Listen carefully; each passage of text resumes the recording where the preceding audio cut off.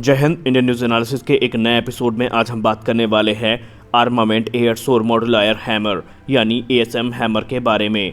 आपको जैसा कि पता है, हिंदुस्तान एरोनॉटिक्स लिमिटेड ने पूर्व में ये कंफर्म किया था कि भारत के जितने भी लाइट कॉम्बैट एयरक्राफ्ट हैं उन सभी में एएसएम हैमर का इस्तेमाल किया जाएगा। और आज एक बड़ी अपडेट इसको लेकर के सामने आई है। हिंदुस्तान एरोनॉटिक्स लिमिटेड के सोर्सेज ने ये कंफर्म किया कि न सिर्फ लाइट कॉम्बैट एयरक्राफ्ट में हैमर म्यूनिशन का इंटीग्रेशन पूरा किया गया, बल्कि लाइट कॉम्बैट एयरक्राफ्ट से इनको टेस्ट भी किया जा चुका है। दरअसल एएसएम हैमर एक प्रेसिजन गाइडेड म्यूनिशन है जिसको फ्रांस की कंपनी सैफ्रॉन इलेक्ट्रॉनिक्स और डिफेंस के द्वारा डेवलप किया जाता है। इंडियन एयरफोर्स ने भारत के लाइट कॉम्बैट एयरक्राफ्ट्स के लिए 2021 में ये ऑर्डर प्लेस किया था और माना जा रहा था कि ये टेस्ट बहुत जल्द कंप्लीट किया जाएगा। आपको हम यहाँ पर यह भी बता दें कि हैमर टेस्ट पूरे होने के बाद अब लाइट कॉम्बैट एयरक्राफ्ट से और भी बड़े टेस्ट किए जाएंगे।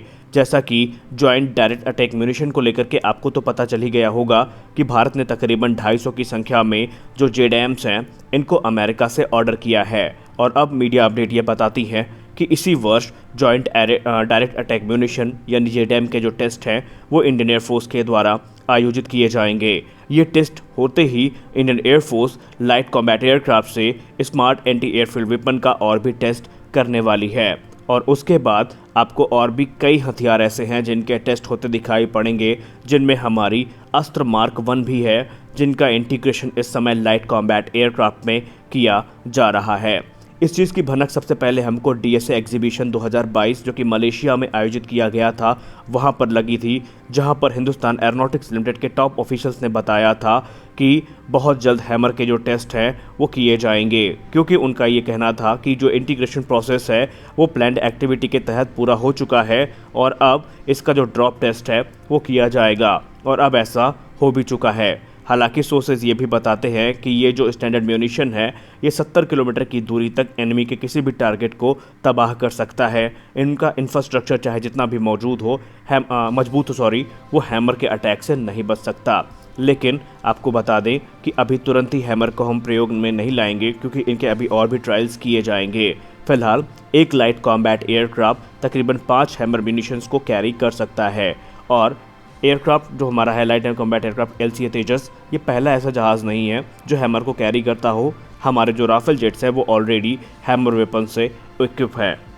हिंदुस्तान एरोनॉटिक्स लिमिटेड के सोर्सेज ने आगे बात करते हुए ये बताया कि भले ही हमने इनका इंटीग्रेशन पूरा कर लिया हो, हमने इनका टेस्ट कर लिया हो, लेकिन सर्टिफिकेशन प्रोसेस से गुजरने के लिए इनको अभी बहुत सारे टेस्ट से गुजरना पड़ेगा। और सर्टिफिकेशन मिलते ही इनको ऑफिशियली हम लाइट कॉम्बैट एयरक्राफ्ट से इस्तेमाल करना शुरू कर देंगे। और उन्होंने ये भी बताया कि जिस प्रकार हमने हैमर का टेस्ट शुरू किया है उसी तरह जो जेडएम्स हैं और शॉ वेपन हैं इनका भी एक क्रमबद्ध चरणबद्ध तरीके से टेस्ट किया जाएगा। और ये जो टेस्ट हैं ये इसी साल किए जाने शुरू कर दिए जाएंगे और आगे कुछ ही महीनों में आपको अस्त्र मिसाइल का एक सफल टेस्ट देखने को मिल सकता है, क्योंकि हिंदुस्तान एरोनॉटिक्स लिमिटेड के जो ऑफिशियल्स हैं उन्होंने पूरा कॉन्फिडेंस दिखाया है इस चीज़ को लेकर के कि जितने भी हमारे टारगेट्स हैं उनको हम इसी वर्ष के अंत तक अचीव करने की कोशिश करेंगे। उनका ये मानना है कि अब उनके पास वो कैपेबिलिटी डेवलप की जा चुकी है कि जितने भी वेपन्स हैं उनको वो लाइट कॉम्बैट एयरक्राफ्ट के हिसाब से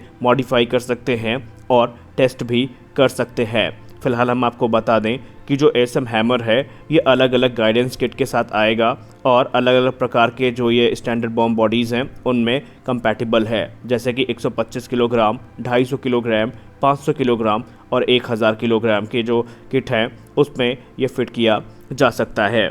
और हिंदुस्तान एरोनॉटिक्स लिमिटेड के सोर्सेज का ये भी कहना है कि ये 3 हथियार यानी हैमर, जेडएम और शॉ के आने के बाद जो हमारा तेजस है ये काफ़ी एक वर्सटाइल प्लेटफॉर्म बन जाएगा स्ट्राइक मिशंस के लिए। और ये स्ट्राइक पैकेज एनिमी के इंफ्रास्ट्रक्चर को बर्बाद करने के लिए बहुत ज़्यादा घातक होगा। उनका ये भी कहना है कि इन सारे हथियारों के तेजस में शामिल होने के बाद ये शायद दुनिया का सबसे खतरनाक लाइट कॉम्बैट एयरक्राफ्ट हो जाएगा, क्योंकि अभी मौजूदा किसी भी एलसीए में इस प्रकार के घातक आपको स्ट्राइक पैकेज देखने को नहीं मिलने वाले हैं। भारतीय वायुसेना ने टोटल 123 की संख्या में तेजस को ऑर्डर किया है, जिनमें से मार्क 1 और मार्क 1A वेरिएंट दोनों शामिल हैं। और सबसे खास बात तो यहाँ पर ये है कि कि ना सिर्फ ये एयर टू ग्राउंड अटैक करने में कैपेबल होगा, लेकिन अगर आप बात करें air to air strike capability की तो वहाँ पर भी तेजस का कोई भी सानी नहीं है। ऐसा क्यों है, आइए वो भी जान लेते हैं। जब हम बात करते हैं तेजस के air to air combat capability की, तो आपको पता होना चाहिए कि तेजस जो है वो R-73E, एशरैम, पाइथन 5, डर्बी और अस्त्र जैसी मिसाइल्स को एयर टू एयर कॉन्फ़िगरेशन में इस्तेमाल कर सकेगा। उसके अलावा इसमें ब्रह्मोस की जो नेक्स्ट जनरेशन वेरिएंट की मिसाइल है वो भी शामिल करी जाएगी। और ग्राउंड स्ट्राइक कैपेबिलिटी को लेकर के तो आपको पहले ही पता है कि ये एयरक्राफ्ट अब कितना ज़्यादा घातक बन चुका है। और इसी चीज़ से लेकर के हिंदुस्तान एरोनॉटिक्स लिमिटेड के जो ऑफिशियल्स हैं वो काफ़ी खुश हैं। और बात करते हुए उन्होंने ये बताया कि जैसे ही ये सारे हथियार इसमें इंटीग्रेट सफलतापूर्वक हो जाएंगे तो इसका जो एक्सपोर्ट का कह सकते हैं संभावना है वो बहुत ज़्यादा बढ़ जाएगी। और एक्सपोर्ट पर बात करते हुए उन्होंने बताया कि इस समय मलेशिया और फिलीपींस और अर्जेंटीना समेत कुछ और भी देश हैं जिनके साथ जो गवर्नमेंट टू गवर्नमेंट टॉक्स हैं वो शुरू हो चुकी हैं। और माना ये भी जा रहा है कि आने वाले समय में एक बड़ा ऑर्डर हिंदुस्तान एरोनॉटिक्स लिमिटेड को मिल सकता है। और उनका ये भी कहना है कि ये जो तेजस है इसमें जैसे ही ब्रह्मोस सुपरसोनिक क्रूज मिसाइल का जो एडवांस वेरिएंट है या नेक्स्ट जनरेशन वेरिएंट है वो शामिल कर लिया जाएगा तो ये और भी ज़्यादा लीथल बन जाएगा और कोई भी देश इसको सेलेक्ट करने से पहले एक भी बार नहीं सोचने वाला है। यानी कि अगर हम शॉर्ट में बात करें तो तेजस अब हमारा बहुत ज़्यादा कैपेबल एयरक्राफ्ट बन चुका है। हालांकि ये अपने कंपटीशन में जितने भी फाइटर एयरक्राफ्ट हैं उनसे तो पहले ही कैपेबल था, लेकिन इस प्रकार के जो हथियार हैं वो इसमें शामिल होने के बाद शायद अब हम ये कह सकते हैं कि लाइट कॉम्बैट एयरक्राफ्ट कैटेगरी में जब भी किसी फाइटर एयरक्राफ्ट का बात किया जाएगा और उनकी ताकत की बात की जाएगी तो वहाँ पर लाइट कॉम्बैट एयरक्राफ्ट तेजस को शायद सबसे ऊपर रखा जाएगा। इसका जो मेन कंपटीशन है अगर हम एक्सपोर्ट मार्केट में बात करें तो वो FA-50 है और पाकिस्तान का JF-17 थंडर भी इसी कैटेगरी में आता है। लेकिन JF-17 थंडर एक अलग एयरक्राफ्ट है और आप उसको लाइट कॉम्बैट एयरक्राफ्ट से कंपेयर नहीं कर सकते क्योंकि उसमें जो मैक्सिमम हथियार इस्तेमाल किए गए हैं वो चाइनीज़ हैं, सेंसर्स चाइनीज़ हैं और उनकी बिल्ड क्वालिटी में हमेशा से ही सवाल उठता रहा है। वहीं लाइट कॉम्बैट एयरक्राफ्ट तेजस ने अपने आप को प्रूव भी किया है कि क्यों ये भारत की कड़ी मेहनत और भारत की लगन का एक प्रतीक माना जाता है, क्योंकि इसी पर आधारित भारत के और भी कई फ्यूचर प्रोजेक्ट्स हैं जिन पर काम चल रहा है, जैसे कि हमारा तेजस मार्क 2 हो गया, एडवांस मीडियम कॉम्बैट एयरक्राफ्ट हो गया और भी दूसरे फाइटर एयरक्राफ्ट हैं और समय समय पर इनको अपग्रेड भी मिलना अब तय हो जाएगा। और हिंदुस्तान एरोनॉटिक्स लिमिटेड ने यह भी कहा है कि आने वाले समय में तकरीबन 80 से 90% जो इसमें साजो सामान हैं वो स्वदेशी होंगे, जैसे कि इसके रेडार, इसके एवियोनिक्स और भी दूसरी चीज़ें। भारत जितने भी विदेशी कंपोनेंट्स हैं उनको जल्द से जल्द रिप्लेस करने की कोशिश करेगा। इवन इंजन भी जब डेवलप किए जाएंगे तो उनको भी जो अमेरिकन इंजन अभी इस्तेमाल किए जा रहे हैं उससे रिप्लेस किया जाएगा।